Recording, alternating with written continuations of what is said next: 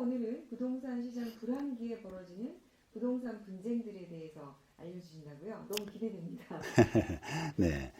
이제 변호사 생활 저도 한 25년 차인데, 네.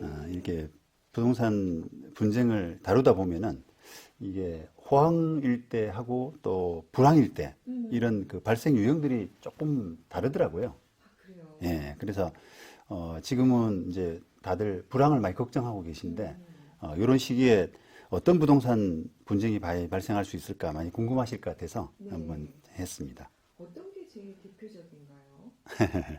예. 그런 양 변호사님 그런 질문 많이 안 받으세요? 이게 그 변호사가 그 호황일 때 그 일이 많느냐, 네. 불황일 때 일이 많느냐 이런 이야기 많이 안 받으세요? 그렇죠. 그래서 아니 저도 이제 가끔 그 얘기 들으면 네. 속상한 게 변호사들은 뭐 이렇게 안 좋으면 더 좋잖아 막 이러면서 약간 네. 좀 비꼬는 것 같기도 하고. 예, 예, 네, 그래서 그런 얘기 듣는데 네. 이제 변호사가 사실 그런 면에서 보면 좀 좋지 않은 직업인 것 같긴 합니다. 예, 좀 뭐 짓궂은 질문인데 저희들한테는 네. 사실 뭐 그런 면도 없지 않아 있는데 뭐 제 생각에는 그게 꼭 이제 부동산 소송이라는 측면에서 볼 때는 꼭 호황, 불황 이런 문제가 아니라 좀 이렇게 계약을 하고 나서 갑자기 어떤 예기치 않은 변동 이런 변동이 생길 때 분쟁이 많더라고요. 그렇죠. 예, 그러니까 네. 확 오르거나 또 확 내리거나 음. 이런 상황에서 분쟁이 많으니까 그런 부분들 한번 염두에 두시면은 우리가 계약할 때 좀 이렇게 어떤 대비를 해야겠다. 네. 그런 부분도 한번 생각해 보실 필요가 있을 것 같습니다. 그래서 오늘 변호사님이 하시는 말씀에 우리 청취자분들이 참 귀를 많이 기울일 것 같은데요. 유형으로 본다면 어떤 유형이 있을까요? 제가 몇 번에 걸쳐서 조금 그 정리를 해볼까 하는데 네. 일단은 그게 그 불황 조짐이 있다, 침체기에 온다 이렇게 하면 아무래도 이 계약 체결된 것들이 파기되는 그런 경우가 많이 있습니다. 제대로 끝까지 못 가나 보죠. 예, 예. 자의반 타의반. 네. 그러니까 이제 이게 계약했는데 나머지 뭐 잔금을 못 치른다든지 네. 또는 자금이 잘 돌지 않으니까. 예, 예. 또는 잔금 치르면 손해 볼 것 같다든지. 오히려. 예, 예. 예. 그래서 그냥 계약금 띄고 끝내는 게 낫겠다. 이런 생각을 한다든지 하면서 계약이 파기되는 경우가 많거든요. 이게 이제 아무래도 하락세가 뚜렷해지면 변호사님 말씀처럼 계약을 유지하는 것보다 파기하는 게 낫겠다. 이런 생각을 하는 분들이 좀 계실 것 같다는 생각이 드네요. 그렇죠. 이제 투자 목적으로 그렇게 계약하시는 분들, 네. 그런 분들이 아무래도 그런 선택을 많이 하죠. 네.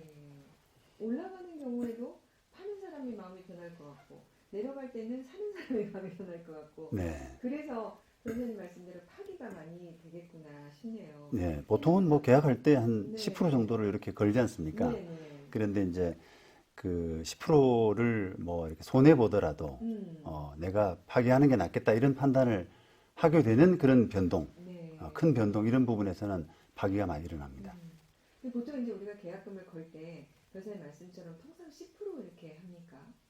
네, 보통은 우리가 연구원에서도 거래 입회하다 보면 대부분 다 10%로 그렇게 하지 않습니까? 네. 네. 그럼 이게 정해져 있습니까? 10%다 이렇게 해야 한다 이렇게 정해져 있습니까? 그건 뭐 당연히 아니죠. 아, 예, 네. 우리가 이제 계약금이라고 하는 부분은 이제 법에서 계약금을 걸면 어떤 효과가 있다 이런 법을 정해놓는데 그 계약금이 뭐 전체 거래대금의 몇 프로다 이런 부분은 정하기 나름이거든요. 아, 네. 예, 그런데 지금 어떻게 하다 보니까 10%가 거의 이렇게 대세가 돼가는 것 같아요.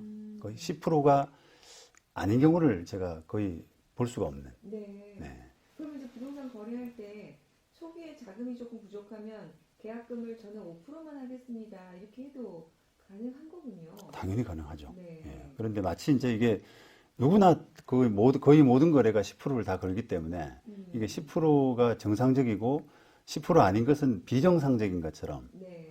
또는 그래서는 안 되는 것처럼 이렇게 오해하시는 경우가 간혹 있습니다. 이게 이제 계약금이 왜 중요한가요? 이게 이제 파기할 때 대상의 기준이 되기 때문에 그럴까요? 그렇죠. 아무래도. 예, 그게, 말씀하신 것처럼, 이 매매 계약을 예를 든다면, 네. 매도인이 만약에 마음이 변해서 뭐 계약을 파기하게 된다라고 하게 되면, 받은 돈의 이제 2배, 계약금의 2배를 네. 계약금까지 포함해서 그래 돌려줘야 되고 또 매수인이 만약에 그걸 포기하게 된다면은 준 계약금을 포기하는 그런 선택을 해야 되기 때문에 네. 계약금이 중요한 거죠. 근데 계약금의 경우에 이제 10%보다 적은 금액을 하는 경우하고 많은 금액을 하는 경우하고 좀 장단점이 있을 수 있겠군요. 그렇습니다. 예, 당연히 이제 우리가 그 체감적으로도 좀 느낄 수가 있는데요. 네. 계약금을 좀 적게 걸면 조금 부담이 덜하다. 계약 네. 파기에 따른 부담이 덜하다 이렇게 생각하지 않습니까? 네. 네. 그래서 또 반대로 이제 많이 걸면은 계약을 파기하게 되면 위험 부담이 좀 커진다라고 당연히 생각을 하거든요. 네. 그런데 또 반대 입장에서 본다 그러면은 위험 부담 차원이 아니라 이게 계약의 어떤 구속력, 계약이 좀 탄탄해지는 그런 의미, 그런 면에서 계약금을 보면 많이 걸면 그렇죠. 네. 그래서 계약금이 좀 커지면 구속력이 좀 강하다 이렇게 보니까 그런 이제 상황에 따라서 적절히 좀 선택할 필요가 있습니다. 네. 자, 여기서 잠깐 그러면 퀴즈 하나 풀고 갈게요. 최 변호사님이 직접 해주시겠어요? 그런 경우가 당연히 이제 조금 그 퀘스천, 의문이 있을 수가 있는데 네. 그냥 보증금만 있으면은 한 10% 정도라고 하면은 계산이 너무 쉽게 나오지 않습니까? 네. 그런데 이제 월차임까지 이렇게 복합된 이런 계약일 때는 거래 규모가 벌써 사실 이거는 월차임이 500만 원이면 우리가 환산보증금 기준으로 5억이 되거든요. 100을 곱하기 엄청 때문에. 크잖아요. 그렇죠. 네. 예. 그리고 월차임이 이제 그 환산보증금 기준으로 5억이 되고 보증금이 5천이기 때문에 거래 규모는 한 5억 5천 정도 되는 규모가 되는 거예요. 네. 그런데 이걸 계약금을 달랑 500만 원 받는 경우가 많습니다. 그게 이제 보증금 기준으로. 약간 관행 비슷하게 돼가지고 네. 보증금 기준으로 해서 10% 이렇게 되다 보니까 이게 너무 이제 거래 규모에 비해서 페널티 또는 그 부담 이런 것들이 너무 적게 되는 거죠. 네. 그래서 이렇게 계약을 해놓게 되면은 사실은 그 계약이 이행 안 될 가능성, 달랑 500만 원, 500만 원 걸려 있기 때문에 네. 계약을 쉽게 포기하고 그게 이제 뭐 임대인이든 임차인이든 쉽게 포기하는 그런 경우가 많죠. 그런데 어쨌든 그런 계약도 지금 계약서상에 계약금에 뭐 계약금을 포기하고 또는 계약금을 배액 배상하고 하는 그런 기준으로 돼 있기 때문에 네. 부득이하게 500만 원이 기준이 될 수밖에 없습니다. 그러면은 이럴 경우에 페널티를 좀 조정하고 싶다면 네. 어떻게 하면 될까요? 요때는 이제 계약금을 조금 올리셔도 되고요. 네. 계약금을 뭐 1,000만 원, 또 2천만 원 이런 식으로 올리셔도 되고 우리가 문방구 계약서라 그러지 않습니까? 네. 일반적인 문방구 계약서를 보면은 네. 뭐 계약- 부동문자로 되어 있는. 예. 그런 계약서에는 뭐 계약금을 포기한다든지 계약금을 배액 배상한다든지 이런 식으로 딱 못이 박혀 있기 때문에 그걸 기준으로 하게 되면은 계약금을 좀 올려놓는 이런 방법이 좋을 것 같고요. 네. 만약에 이제 그 문방구 계약서에 좀 얽매이지 않는다 그러면 자유롭게 쓰신다 그러면 계약금은 500만 원 하되 만약에 누군가 계약을 파기하게 되면은 그 계약금의 3배를 문다. 이런 식으로 이제 특약을. 특약을 그렇게 달아놓으시는 게 좋을 것 같아요. 네. 우리 이제 이렇게 문방구에서 하는 거기에 보면 밑에 이제 특약사항 적어놓을 수 있는 공간이 있으니까 거기에 위 조항과 상관없이 뭐 파기되는 경우에는 뭐 이렇게 손해배상액을 미리 네. 정해서 해놓는 방법 네. 그런 방법을 말씀하시는군요. 예. 네. 급매물로 매도하는 이렇게 경우에는 보면은 사실 매도하는 입장에서 이게 반드시 팔리기를 좀 이렇게 바라면서 계약을 하게 되잖아요. 네. 이럴 때 그러면 계약금을 조금 높여서 10%보다 크게 해서 구속력을 좀 높일 수 있는 방법이 있겠네요. 예, 그렇습니다. 당연히 이제 그렇게 생각하셔야 되는데요. 네. 이게 이제 그 집을 꼭 팔아야 되고, 그다음에 잔금까지 일정 기간 안에 받아야 뭐 세무적인 부분이라든지 다른 어떤 그 자기 경제 사정 이런 거에 맞출 수가 있는데 마음은 급한데 이 계약이 좀 잘못되는 경우가 너무 많아요. 네. 그러니까 이걸 그 통상적인 경우처럼 그냥 그 급매물로 팔고 했는데도 불구하고 계약금을 그냥 10%만 딱 걸어놓게 되면은 이게 계약이 파기될 가능성이 있지 않습니까? 네. 더구나 이렇게 불황기에는. 예, 그러니까 그런 부분을 감안하신다면 좀 이렇게 꼭 그 이행되기를 바라는 그런 마음에서 계약금을 한 20% 정도 받는다든지 그렇게 해서 구속력을 좀 탄탄하게 해두실 필요가 있습니다. 사실 이제 금매물의 경우에는 뭐 그 시세보다 많이 쌀 테니까 이렇게 해서 이제 계약금이라도 좀 많이 받아 놓으시면 그래도 그 계약이 금매가 제대로 좀 잘 이행될 확률이 좀 높아지겠군요. 네, 네, 네. 이제 매수인의 경우에는 계약을 위반하게 되면은 반드시 계약금 전액을 포기해야 되나요? 저 이거 좀 궁금하던데 변호사님 어떻습니까? 네. 계약금을 뭐 10% 이상한 경우에 뭐 특히나 또 이거 다 내가 다 포기해야 되나? 그렇게 생각하실 수 있잖아요. 네.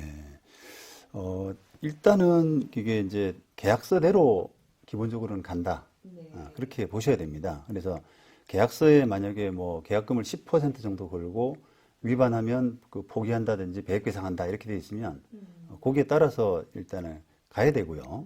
그 다음에 만약에 계약금이 10% 이상이다, 20%다 이렇게 하더라도 역시 원칙은 그 20% 페널티를 물어야 되는데 그게 이제 반드시 그렇지는 않은 것이 우리가 손해배상 예정이라고 하는 그 용어가 있는데요. 네. 그렇게 약정을 해도 반드시 그렇지는 않습니까? 그렇습니다. 네. 그러니까 두 사람 간에 이런 일이 발생했을 때 페널티를 얼마로 한다 이런 부분을 손해배상 예정이라고 하는데 네. 그 손해배상 예정을 법원이 좀 감액할 수 있는 법 그 조항이 있거든요. 네. 그래서 그 조항에 따라서 혹시 이게 너무 많다 이런 판단이 들면은 감액을 할 수가 있습니다. 근데 이제 아까 말씀드린 것처럼 우리가 통상적으로는 10% 정도라고 한다면 보통은 많지 않다라고 판단을 하고요. 네. 좀 10%가 넘어가면은 일부는 좀 반환받을 수 있는 가능성이 좀 더 커지는 거죠. 네. 그러면은 이제 그 예를 들어서 매수인 입장에서 이걸 전액 포기하기 힘들면 일단 매도인에게 돌려달라고 했다가 안 돌려주면 그러면 이제 소송으로 가게 되는 건가요? 네, 그렇죠. 그게 조금 더구나 이제 그 거래 금액이 뭐 10억을 넘어가고 이렇게 큰 금액은 네. 계약금도 10%만 하더라도 굉장히 큰 금액이 되니까 네. 그게 억울할 수가 있거든요. 내가 순간 그 판단 잘못으로 이 정도까지 내가 부담해야 되느냐 이런 그 생각 때문에 그 계약금 일부를 돌려달라고 하는 그런 분쟁이 자주 있습니다. 변호사님은 소송을 많이 해보셔서 저기 아실 것 같은데 이렇게 손해배상 예정을 감액해달라 이렇게 이제 법원에 청구하면 법원에서 많이 줄여줍니까? 이제 10%를 기준으로 해서요. 법원도 어쨌든 이게 그 사회통념상 10%라고 하는 부분은 여러 가지 이유에서 적절하다라고 보통은 보거든요. 그래서 10%를 기준으로 해서 10%보다 많지 않으면은 돌려받기가 조금 어렵습니다. 네. 근데 이제 간혹 가다가 그게 계약 파기 사유가 조금 상대방 쪽,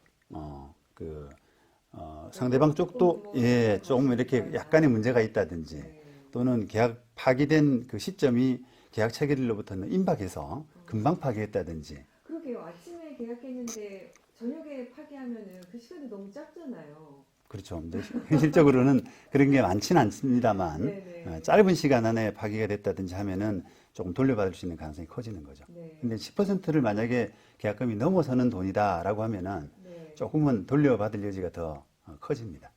저도 한번 진행했던 사건이 있었는데 정말 하루 만에 계약을 파기한 경우가 있었습니다. 근데 사실 이제 계약금을 이렇게 이제 배액상환하도록 하는 거나 포기하도록 하는 거는 이제 이 사람에게 물건을 팔려고 했는데 못 팔았으니까 어쨌든 집주인으로서는 손해가 발생할 수 있어서 그걸 이제 배상하기 위해서 손해배상 예정이라고 하는 건데 하루라면 무슨 손해가 있었겠냐. 그렇게 해서 주장을 했더니 조금 깎아주긴 하시더라고요, 법원에서. 하루면 사실은 네. 보통 재판부에서 그 마음이 움직일 만한 네. 그런 짧은 기간이죠. 그러니까 이제 그런 뭐 기간, 네. 원인 이런 것들을 보고 법원이 판단을 하는군요. 네. 또 반대로 계약금을 포기하면 나는 언제든 계약을 파기할 수 있다. 또 이렇게 생각하는 분들이 있는데 이 부분은 어떻습니까, 변호사님?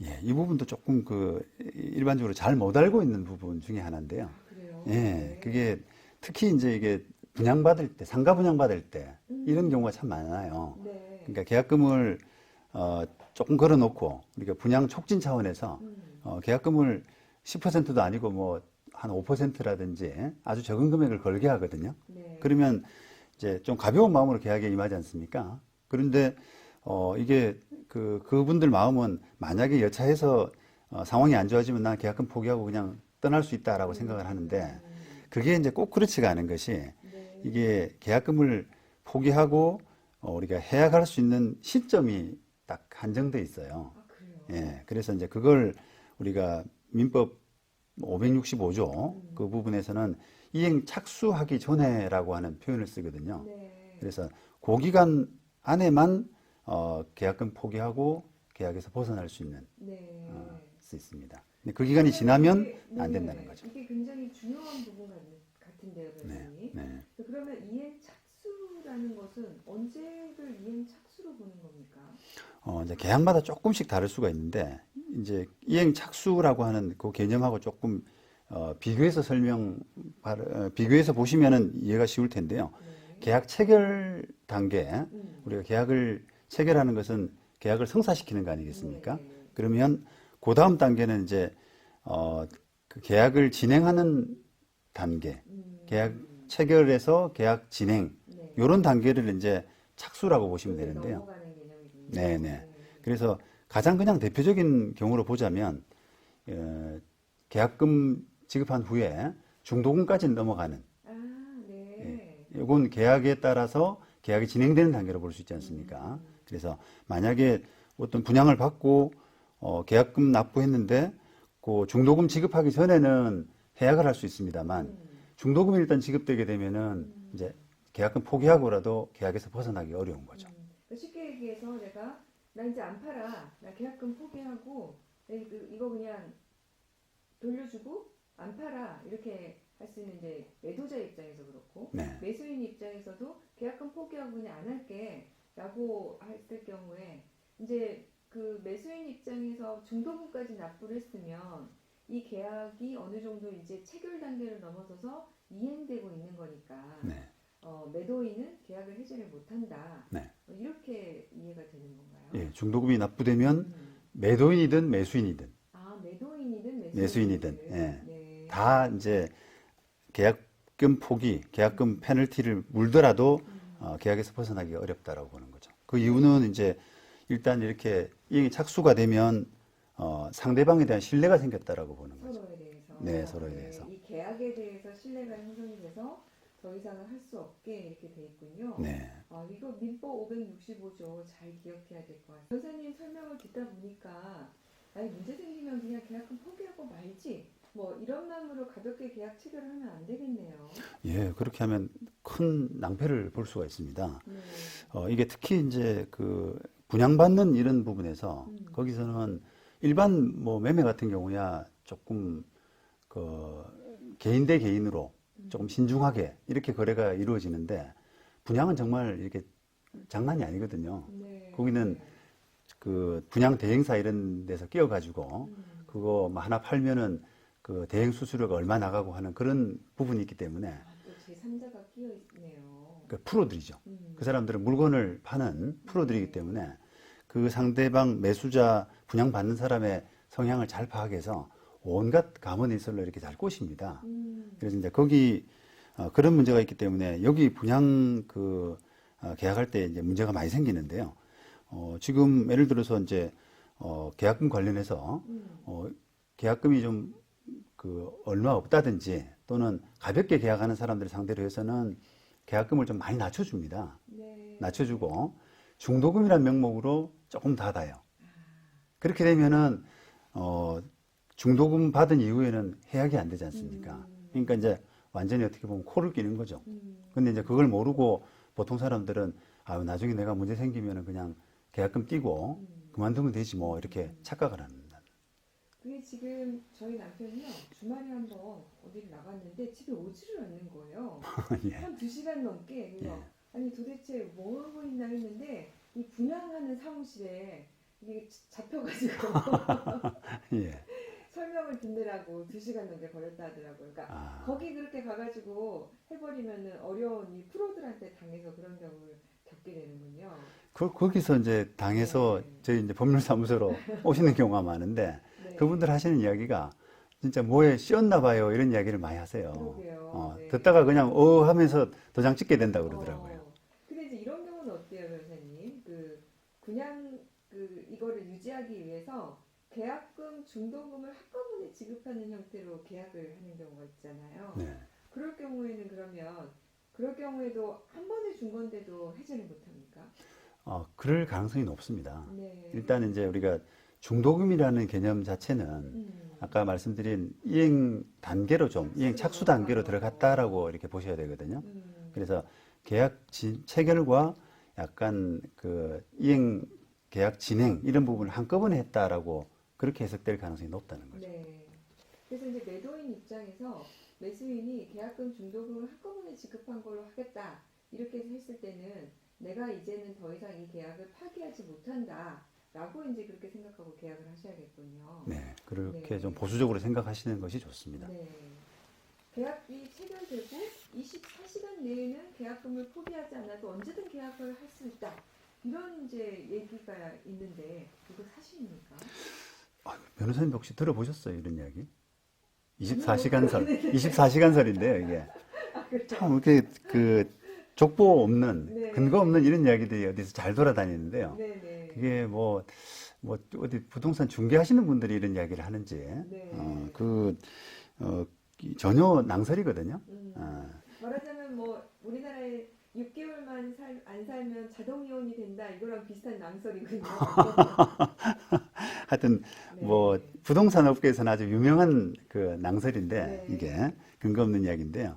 당연히 이게 말이 안 되고 전혀 근거도 없고 법에는 그냥 그 일단 계약이 체결되면 그 계약금 상당의 페널티를 네. 물도록 법에는 규정을 하고 있습니다. 네. 그래서 계약 진행 못하게 되면 그 못하게 된 원인 제공한 사람이 계약금 상당을 손해봐야 되는 네. 이런 것이 원칙이고, 다만 아까 예외적으로 손해배상 예정 그걸 감액할 수 있는 네. 시간이 너무 짧다 네. 이렇게 되면은 좀 감액할 수 있는 여지는 있습니다만, 항상 부동산 거래는 규모가 크지 않습니까? 네. 감액하더라도 그 금액이 조금 이렇게 데미지가 좀 있어요. 네. 자, 청취자분들 잘 명심하세요. 자, 낭설입니다. 네, 자, 법적인 그러면은 계약 해제 절차가 있을 텐데 또 이걸 잘 몰라서 낭패를 보시는 분들을 위해서 좀 설명 좀 해주시겠어요? 어떤 절차를 통해서 또 계약을 해제하고 싶은 사람들은 진행을 해야 되는지. 예. 저도 이게 이제 상담하다 보면 참 그 사람들이 계약 해제에 대해서 잘 모르고 있다라는 부분을 이제 피부로 좀 실감하게 되는데, 네. 예를 들어서 아파트를 이제 그 금매로 팔았거든요. 근데 매수자가 이제 돈이 없어서 개인 사정을 이유로 잔금을 지급을 못하는 상황이에요. 네. 그렇다면 분명히 이제 계약을 위반한 귀책 사유라 그럴까요? 그런 부분은 매수인한테 있지 않습니까? 네. 자, 그런데 이제 매도자가 이걸 적절하게 계약을 끝낼 수 있는 방법을 찾아야 되는데, 일단 매수자하고 합의해가지고요. 자, 뭐 계약금 그 몰수하고 계약을 끝내자 이렇게 합의 해제하는 방법도 있지 않습니까? 네. 그러면 이제 깔끔하게 끝이 나죠. 그런데 이제 이게 금액이 좀 클 경우에 그 합의 해제가 잘 안 돼요. 네. 그렇다 그러면은 이걸 이제 매수자도 조금 사정도 하고 또 눈치도 좀 보고요. 그러면서 뜸을 들인단 말입니다. 자, 그럴 때 매도자가 이게 그 잘못된 어떤 절차를 밟는 경우가 많은데요. 그냥 그 최고 한번 하고 돈 언제까지 줘? 안 하면 끝낼게 라고 최고 한번 하고 그냥 계약을 끝내버리는, 해제 통보하는 이런 절차를 그냥 밟아버리고 그 많은데, 네. 이것은 잘못된 겁니다, 기본적으로. 그래요? 네. 그럼 어떻게 해야 됩니까? 자, 이게 이제 제일 중요하게 제일 크게 실수하는 부분이 뭐냐면은 우리가 계약이라고 하는 것은 보통 쌍무 계약이라고 그래서 네. 주고받고 하는 네. 이런 성격이거든요. 그 이제 의무가 쌍으로 양쪽에 있어서 이제 쌍무 계약이다. 그렇죠. 네. 예, 그래서 보통 이런 아파트 잔금할 때 이런 경우를 생각한다 그러면은 아파트 파는 사람, 매도인도 이전 등기도 해줘야 되고, 잔금 받고 네. 이전 등기도 해줘야 되고, 또 아파트 명도도 해줘야 되지 않습니까? 네. 그런 이제 의무가 있는데, 원래는 그게 동시로 같이 되어져야 되기 때문에 매수인은 돈을 지급하고. 돈을 지급하고 매도인은 아까 그런 행동을 하고 그런데 이제 그거를 계약 해지를 밟으려 그러면 그 매도인도 그런 액션 소위 말하면 법적으로는 그 이행 제공이라고 하는데요. 이행 제공 예를 들어서 뭐 이전 등기 서류를 좀 발급받아서 상대방한테 그 한번 보내준다든지 네. 물론 뭐 실물은 필요 없고요. 사본 같은 거를 보내준다든지 해서 이행 제공을 하고 상대방이 잔금을 안 내야지 그게 이제 비로소 계약 해지할 수 있는 단계가 되거든요. 그러니까 나는 의무를 다했는데 네가 안 지킨 거다라는 이런 근거를 남겨놔야 된다는 네, 거죠. 그런 구조를 만들어야 되는 겁니다. 네. 그런데 이제 그런 자기 어떤 이행 제공 이런 부분 없이 상대방 잔금만 독촉하게 되면 네. 적법한 해제 절차가 안 된다는 거죠. 네. 그럼 이럴 경우에 매도인은 나는 해제됐다고 생각을 하고 다른 사람한테 팔아버리면 굉장히 복잡한 문제가 발생하겠네요. 그렇습니다. 이게 뭐 자주 발생하는 문제인데요. 네. 이제 매수자도 이제 그런 상황에서 약간 그런 걸 기대하기도 하고요. 조금 이렇게 머리가 잘 돌아가는 매수자는 네. 내가 이렇게 하고 있는데 상대방이 그냥 절차 제대로 안 밟고 다른 사람한테 팔아버리면 그때 가서 내가 문제를 제기하면 내가 법적으로 유리하다 이렇게 생각하고 약간 좀 함정을 파고 기다리는 수도 있거든요. 아, 그래요? 그렇습니다. 네. 만약에 이제 이게 그런 상황이 발생했다라고 하게 되면은 일단 이중매매가 되지 않습니까? 아, 이쪽이 제대로 해제되지 않았는데 다른 사람에게 판 거니까. 그렇죠. 네. 첫 번 1차 매매 계약이 유효하거든요, 아직까지. 네. 계약 해제가 적법하지가 않으니까요. 근데 그 2차 매매 계약을 진행해 가지고 하고 있다면 1차 처음에 샀던 매수인은 그 매매 계약 진행을 뭐 처분 금지 가처분 같은 걸로 막을 수도 있고요. 못하게. 네. 만약에 등기가 넘어갔다. 이렇게 되게 되면은 그 매도인 상대로 손해배상 청구까지 네. 가능할 수가 있습니다. 그렇군요. 예. 그러니까 이게 계약 그 잔금이 단순히 들어오지 않았다고 해서 무조건 계약 해제를 할 수 있는 게 아니라 나도 매도인으로서 의무를 다했다는 점이 있어야 된다는 거. 그러지 않으면 이중 매매가 된다는 거. 우리 최 변호사님이 좀 짚어주셨습니다. 오늘 청취자분들 이 부분 주의하셨으면 좋을 것 같고요. 네, 불안해서 벌어지는 부동산 분쟁. 오늘은 계약 파기와 관련해서 알아봤는데요. 최 변호사님 마지막으로 어떤 점 주의해야 될까요? 지난 시간에도 제가 계약의 중요성 이런 걸 말씀드렸는데 네. 지금 우리가 뭐 불황에서 벌어지는 이런 분쟁들 같은 경우는 계약 파기가 많을 수밖에 없거든요. 네. 그러니까 이제 계약 파기가 될 수 있다라는 부분을 생각하고 계약을 쓸 때 뭐 계약금을 좀 낮춘다든지 또는 뭐 파는 사람 입장에서는 계약금을 좀 이렇게 높인다든지 네. 이런 좀 리드미컬한 그런 계약 체결의 자세 이런 것들이 중요할 수 있습니다. 네, 아유, 감사합니다. 자, 이제 마무리할